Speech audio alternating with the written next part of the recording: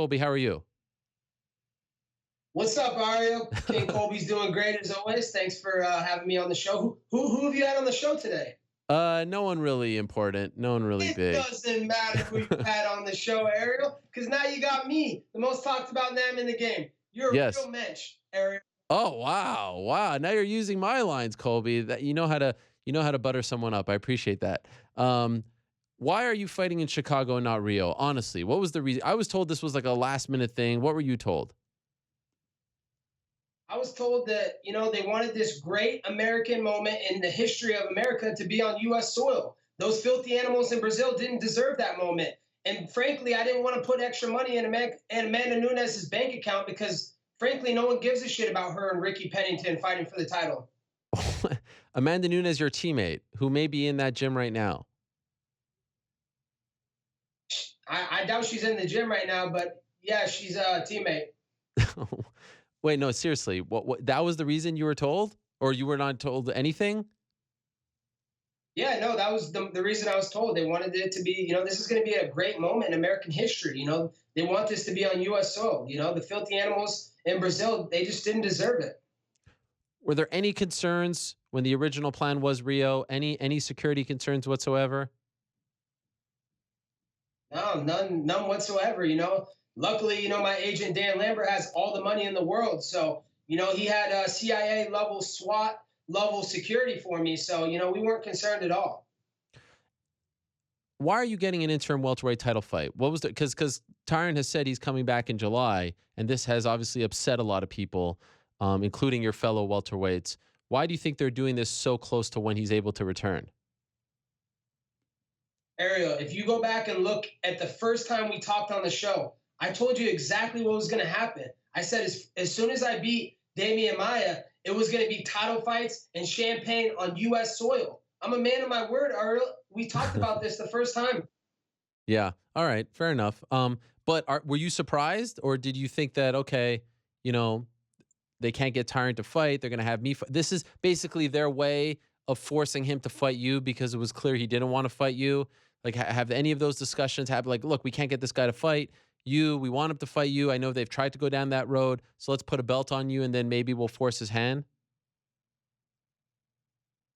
No, just like I talked about the first time on the show, I said I was going to take the interim belt and then I was going to have to bitch slap Woodley with the interim belt. He got offered to fight me in December and he turned that fight down in Vegas. He's saying that he didn't wanted to come back in July, but that's not truthful, honest. That's fake, Ariel. If you think you hate me now, go watch a clip of him on the Breakfast Club trying to rap. That guy's fucking fake. He's a joke. He's doing anything but come back and fight because he knows who the real king of the welterweight division is. It's Colby Chaos Covington.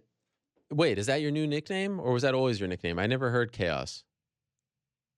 You never heard King of Chaos, baby? That's always been my nickname, baby. Okay. Raw American Steel and Twisted Sex Appeal. You see that? I even got it tatted on me, baby. Oh yeah, is that Chaos. is that new? No, I've had that for like a couple years. Okay. And what's that hat you're Yeah. wearing? That's the same sponsor that sponsored me and Tyrone Woodley out of St. Louis. It's called Miley Vietnamese Restaurant.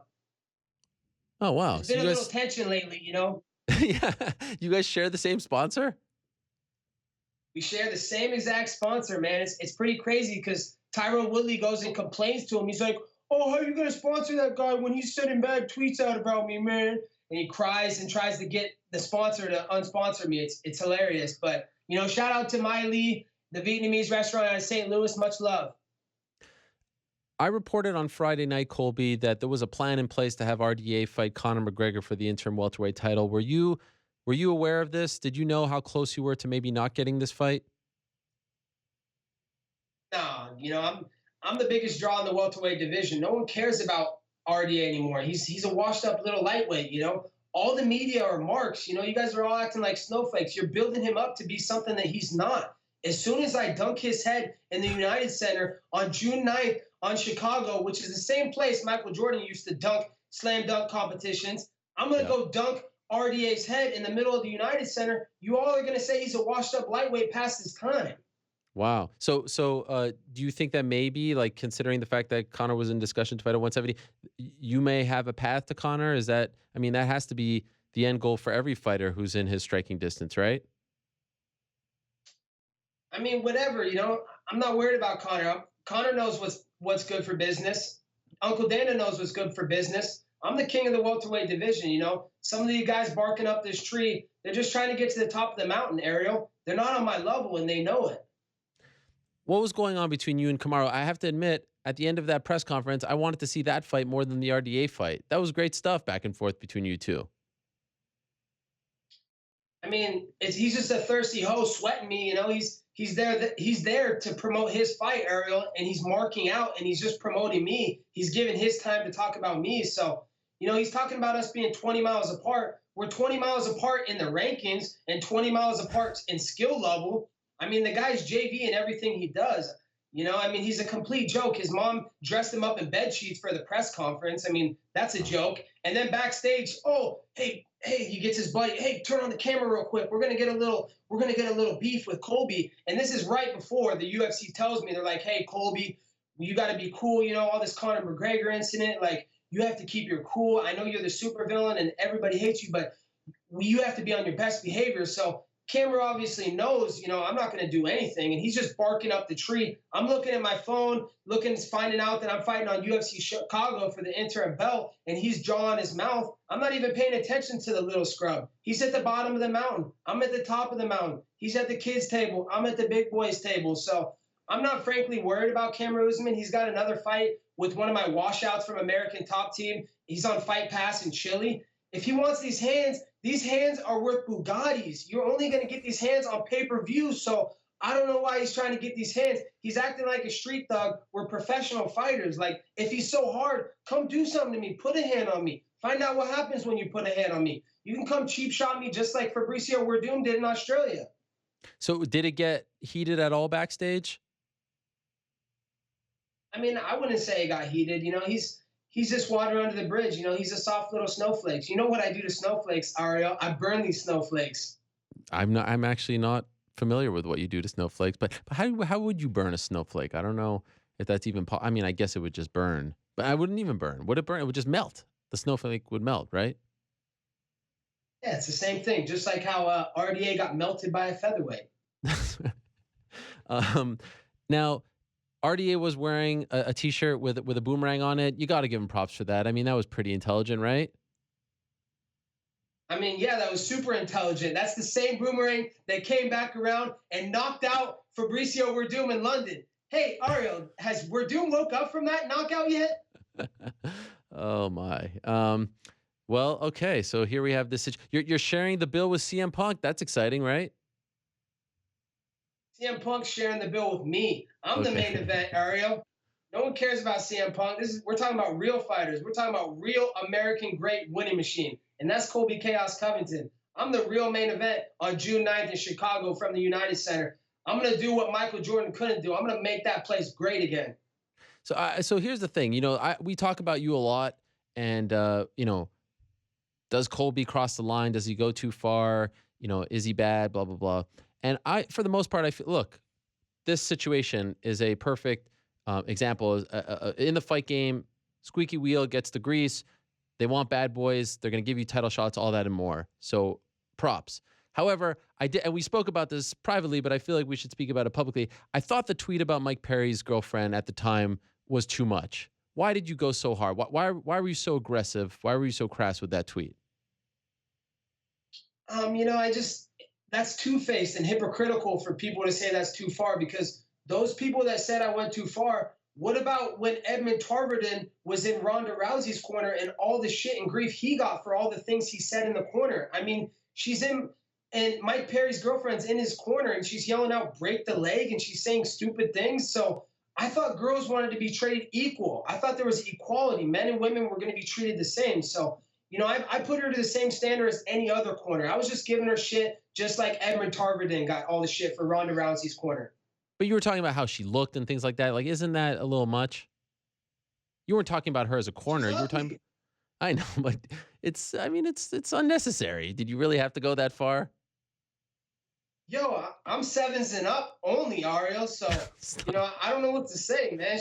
That's not my fault. She looks like a horse-faced ratchet. Did you guys I didn't even know that you were, I don't know, like it just kind of came out of nowhere. Where did that come from? Did you have an incident?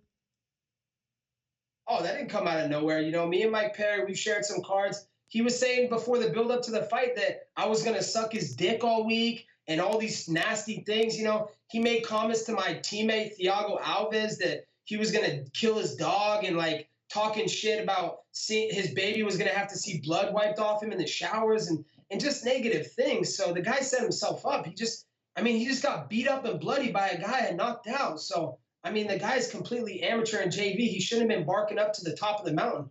But that's what all these marks do. They try and talk, and they want to promote, and they want to sell their fights. They want to talk about me because I'm the most interesting thing and the most interesting man in the UFC right now. So he barked up the wrong tree. These kids, you can't come to the king of the big kids table. Stay at the little kids table.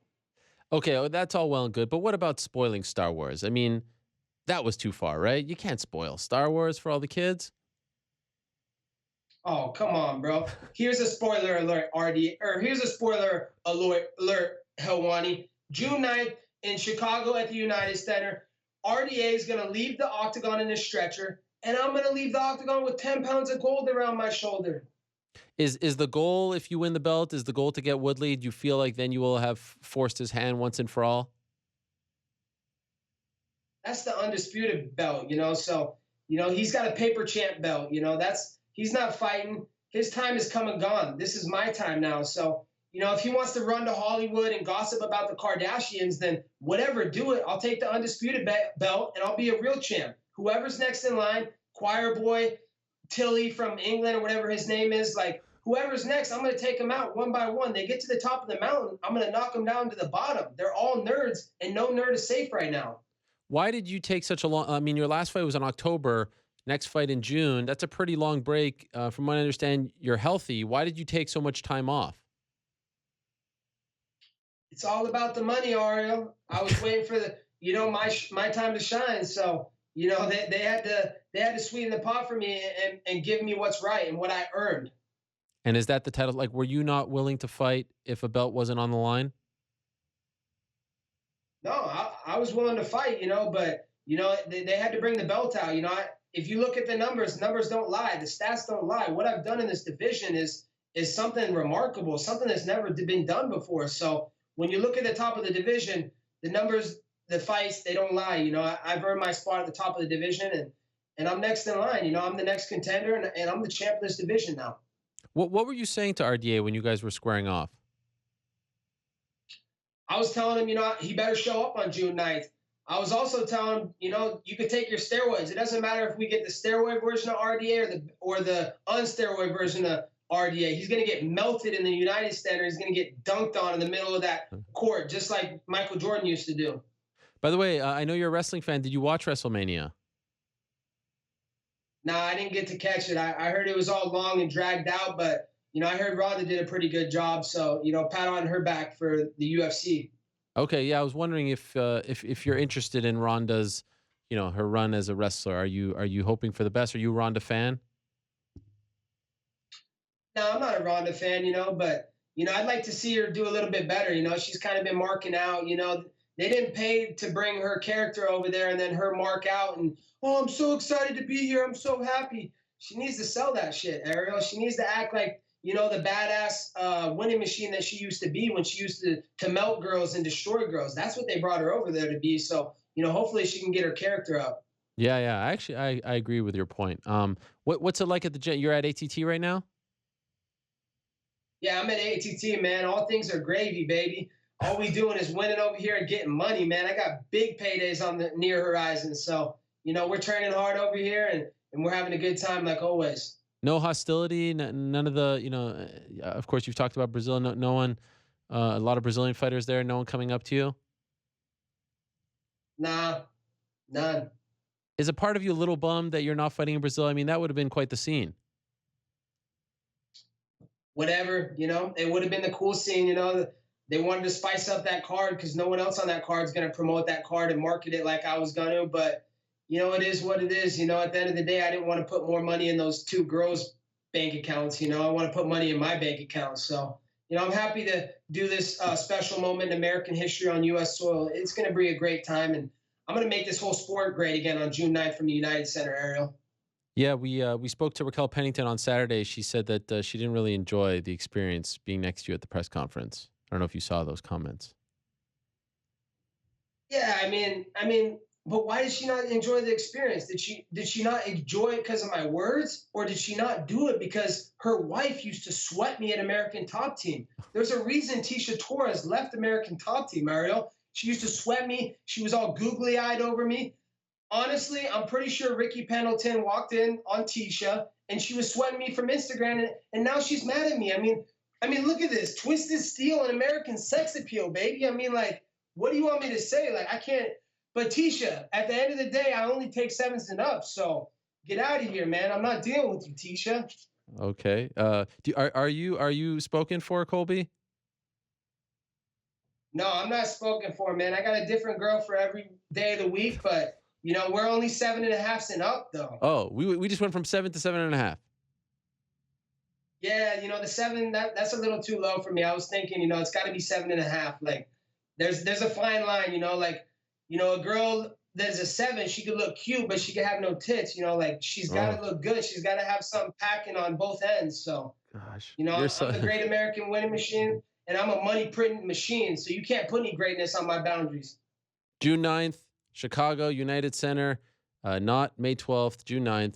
Interim welterweight title fight. Colby Covington versus RDA. I don't know if there's anything more I could say. So I wish you the best, Colby. Always a pleasure, my man. Thank you for the time and good luck in Was training. my man. I'll talk to you soon, Ariel. Be good. All right, there he is, Colby Chaos Covington, who attempts to